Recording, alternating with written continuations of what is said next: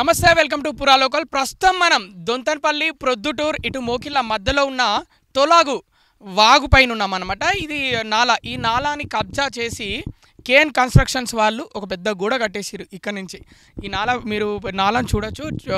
మొత్తం కబ్జా చేసి ఇక్కడ ప్రస్తుతం మనతో గ్రామస్తులు ఉన్నారు. గ్రామస్తులతో మాట్లాడించే ప్రయత్నం చేద్దాము.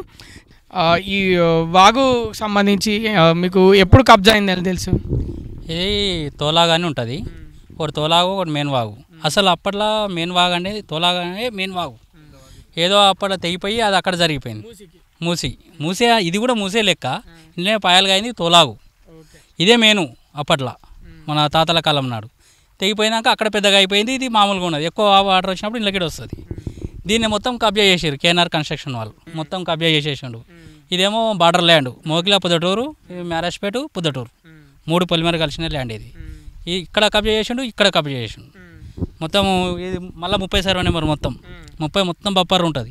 బప్పర్ కంపౌండ్ వాళ్ళు పెట్టేస్తుండు కేఎన్ఆర్ కన్స్ట్రక్షన్ వాళ్ళు. ఎంఆర్ఓ కంప్లీట్ చేసినాం, ఇరిగేషన్ వాళ్ళకి కంప్లీట్ చేసినాం. ఎవరు స్పందించట్లేదు. ఇక రైతులు ఎక్కువ లేరు, అవతల సైడ్ ఎక్కువ లేరు. అందరు అమ్ముకొని వెళ్ళిపోయినారు. కొంతమంది రైతులు ఉన్నారు, వాళ్ళు పోరాడితే కూడా ఎవరు స్పందించలేరు. వాళ్ళు ఎందుకు వెళ్ళిపోయారు? వీళ్ళు ఏమన్నా వాళ్ళను ఒత్తిడి చేసిరా? వాళ్ళు వెళ్ళిపోయారు. వాళ్ళు ముందు అమ్ముకొని వెళ్ళిపోయిన వాళ్ళు ఉన్నారు అంతా. ఇక వీళ్ళు వేణుగోపాల్ రెడ్డి అని ఉన్నాడు. ఆయన ముందు కంప్లీట్ చేసి ఆయన అంతకు ఇడిచిపెట్టి కట్టేసుకుండు. వీళ్ళంతా వాళ్ళు మొత్తం కట్టేస్తారు. వీళ్ళు ఆయనకి తెలుసు మొత్తం ఎందాక వాటర్ వస్తుంది, ఫుల్ లెవెల్ ఎంత ఉంటుంది అనేది వేణుగోపాల్ రెడ్డికి తెలుసు. ఇంకా ఉంటే వేణుగోపాల్ రెడ్డికి సపోర్ట్ ఎవరున్నారు? ఎవరు లేరు. ఆయనకు తెలుసు వాటర్ ఎంత దాకా వస్తుందో తెలుసు. ఆయన వదిలేసుకుని కట్టుకున్నాడు. ఆయన జాగాలు ఆయన కట్టుకున్నాడు. ఆయన మొత్తం వదిలేసుకుని ఇంకా ఆయన జాగాను మస్తు వదిలేసుకుండు. సేమ్ ఆయన ఇప్పుడు ప్రాబ్లం అంతా కేఎన్ఆర్ కన్స్ట్రక్షన్. ఇక్కడ తులసిరామ్ విజయ్ కుమార్ ఆయన కొద్దిగా జరిగింది, ఎక్కువ జరగలేదు. ఈయన కేఎన్ఆర్ది ఎక్కువ ఉంది. బప్పలరావు కూడా మొత్తం కంపౌండ్ వాళ్ళు వాగు వస్తున్నాడు. మూసి వాళ్ళు ఇది మొత్తం బప్పలరావు మొత్తం కంపౌండ్ వాళ్ళు కట్టేస్తుండే. ఆయన ఎంఆర్ఓ స్పందించట్లేదు. ఫోన్ చేసి ఎంఆర్ఓ ఏ ఏరియాకి సంబంధించిన ఆయన? శంకర్పల్లి ఎంఆర్ఓ. ఇక్కడ సర్వే నెంబర్ ఎంత అన్నారు? ఇది 630 survey number. 30 survey number 630 survey నంబర్లో విపరీతమైన కబ్జా, ఇలా భూములు విపరీతమైన కబ్జాకు గురైనాయి. 630 కూడా గవర్నమెంట్ ల్యాండ్. లవాన్ పట్టా రైతుకి ఇచ్చిండు. రైతు దగ్గర లీజ్ అగ్రిమెంట్ అని రాసుకొని ఇప్పుడు కన్స్ట్రక్షన్ చేసేస్తారు. వీళ్ళు తోలాగు మొత్తం ప్యాక్ చేసేస్తారు. అసలు ఇక ఫ్యూచర్లో కూడా తోలాగు అనేది కనిపిస్తుంది అన్నమాట. కనిపించదు. ఇక తోలాగు ఇప్పటికే కనిపించకూడదు. ఏంది ఈ తోలాగు? ఇప్పుడు తోలాగు ఎక్కడిది అంటారు.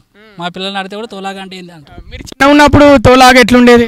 చాలా పెద్దగా ఇళ్ళకిడే తిరిగేది. అసలు మెయిన్ రోడే ఇట్లా ఇళ్ళకిడే రోడ్ ఉండే. అప్పట్లో ఇళ్ళకిడే రోడ్ ఉండే. ఈ రోడ్ కాస్త ఇప్పుడు కొత్త బ్రిడ్జ్ అయినప్పుడు అట్లా చేంజ్ అయింది. దీన్ని మొత్తం ఆక్రమణకు గురి చేశారు. ఇప్పుడు గూడ కట్టేసారు. ఇదేంటి బఫర్ జోనా? ఏంటి తోలాకు సంబంధించి ఏంటిది? ఇది తోలాగు. ఇక్కడనేమో 630 సర్వే నెంబర్. ఇది only 30.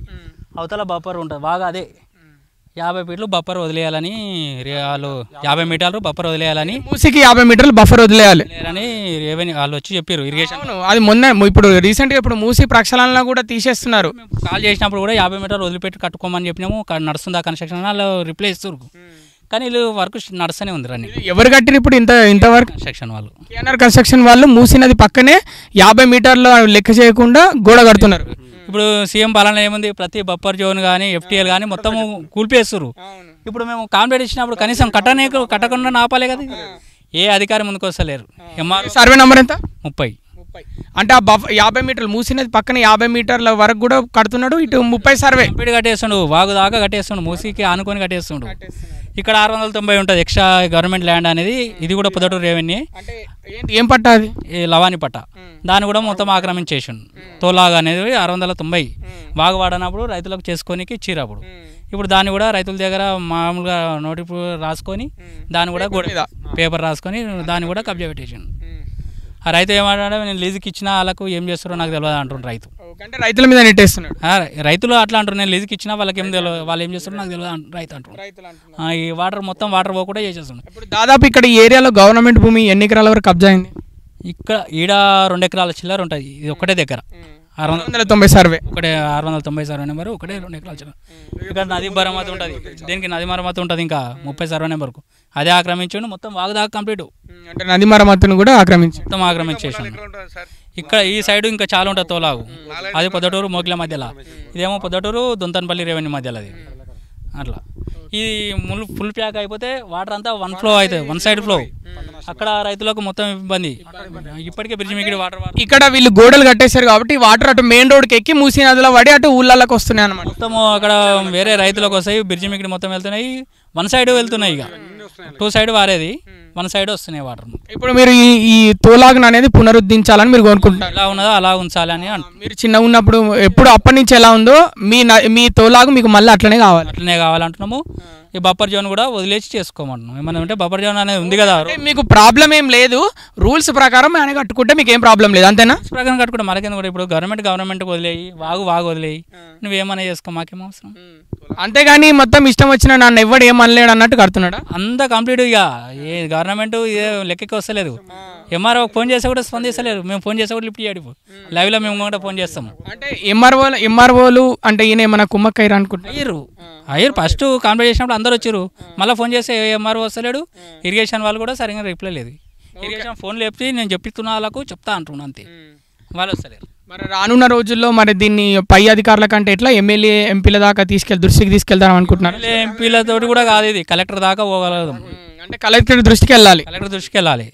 Area collector Rangareddy district collector. సరే, అంటే ఇప్పుడు శంకర్పల్లి ఎంఆర్ఓ అయితే పట్టించుకోవట్లేదు.